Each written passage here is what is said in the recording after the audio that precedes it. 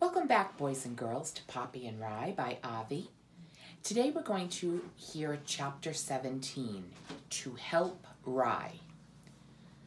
"I've found out where Rye is," Poppy shouted as she burst into the nest. "The beavers in the pond have caught him. They told me they won't let him go, or worse, unless you all move from this nest." The announcement brought stunned silence. It was followed by an eruption of squeaking, squealing, and talking. Clover put paws to either side of her head and cried, "It's too much." Valerian muttered, "I don't think I can take any more. No, I don't think I can." This seemed to give permission for the younger children to go out of control. They raced around in circles, shouting, "It's too much! It's too much!" Older children huddled in a corner and kept saying things as, "This is so awful." The chaos continued until Valerian, standing tall, cried, "Quiet, please!" The nest stilled. "Poppy," Valerian said, "how do you know about this?" Poppy repeated her conversation with Mr. Kanad, concluding with the beaver's threat that if the mice did not move, Rye would remain a captive, or they might do worse, she said. Clover opened her black eyes wide. "What do you mean, worse?" she asked. "I think the beaver was threatening to harm Rye." "Now why," Valerian cried with exasperation, "did the boy have to go off and do such a thing?" "I bet," Thistle injected boldly, "he just wanted to show everybody he was as good as ragweed. That's why." Thistle's comment made Poppy look down at her toes. "That's great," Valerian exclaimed with a rare show of anger. "If that's what he intended, then he's made things worse for himself and us." Valerian's words threw the nest into another uproar. Everyone was talking at once, and to no particular purpose. Clover's small, shrill voice rose above the clamor. "My dear family," she cried, "we can't take this kind of life anymore. We need to find peace. I think we'd better move out of this area entirely and start all over again. Let the beavers have the brook." Poppy hardly knew what to say, other than to feel that in some way she was responsible for what had happened. "But," she offered timidly, "isn't there anything we could do?" "Do?" Valerian returned, eyes full of anguish. "Poppy, I tried to compromise with them. They would have none of it. Clover's right. If we're to preserve our family, we've got little choice." "I'm sorry," Poppy murmured. "Miss Poppy," Clover said, her voice shrill with tenseness, "you've been kind enough to come here and bring us the sad news about ragweed. Rye is our problem, not yours. You must let us handle things our own way."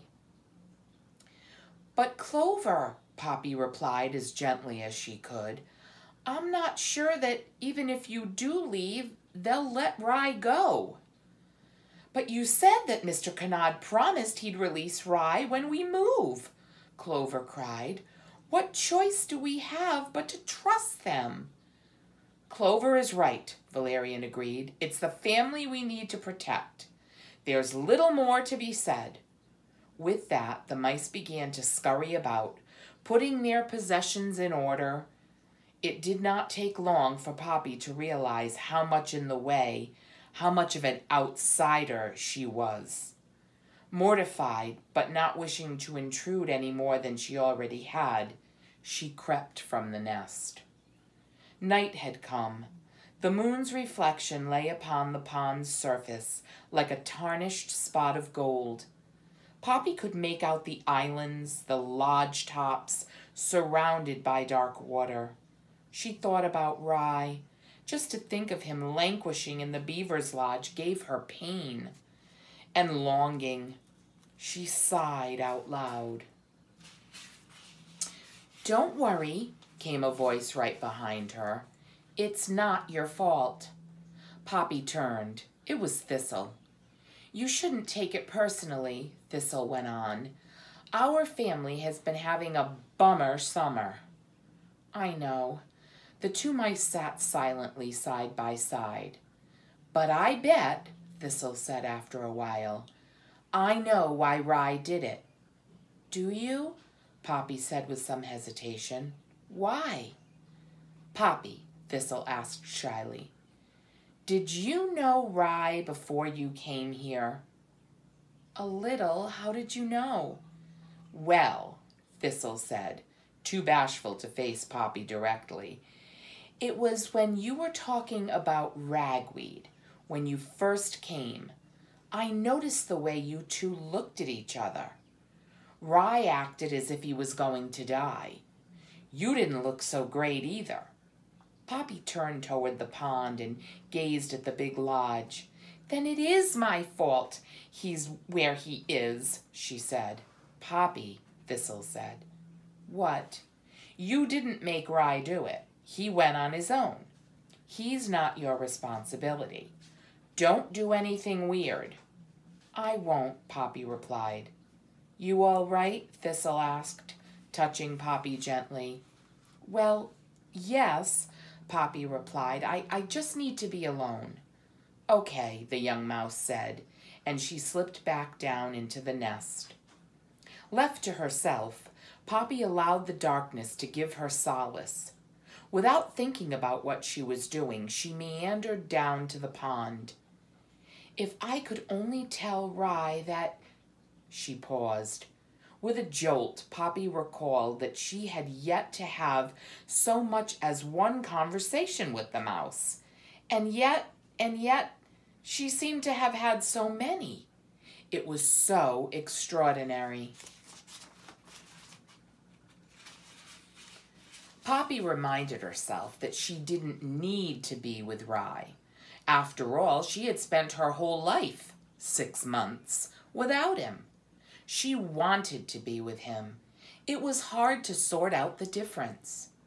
When she reached the water's edge, Poppy gazed out at the beavers' lodges, trying to recall in exactly which one Mr. Canard had said Rye was being held. When she was sure she had located the right one, she just stared at it. Knowing she was a bit closer to Rye gave her comfort. She wished she were a good swimmer. She meandered along the shore of the pond, looking for nothing in particular, but hoping some idea would come.